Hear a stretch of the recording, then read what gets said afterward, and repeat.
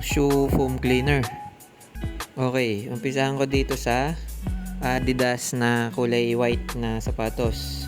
Yan, sobrang medyo madumi na yan. Tagal ko na rin hindi nalilinis. Yan, shake nyo lang gamit yung KS foam cleaner. It has gentle and effective formula na neutral at mild. Tapos ginawa para sa all types of shoes. Bali piniprevent nito yung shoes na mag-fade.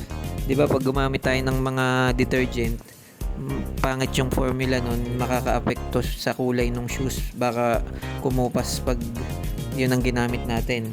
Okay, kita nyo na agad yung result, maputi na agad.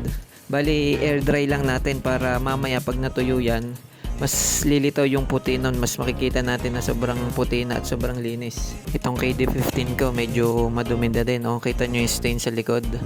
Yan. Gagamitan din natin ito. Ako, pagkatapos kong linisan lahat, air dry muna natin.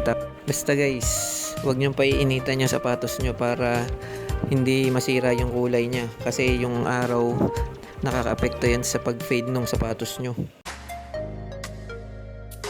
O paano? Ano pang iniintay? Click nyo lang yung yellow basket para maka-order kayo. Ilang days lang darating na agad sa inyo yung product.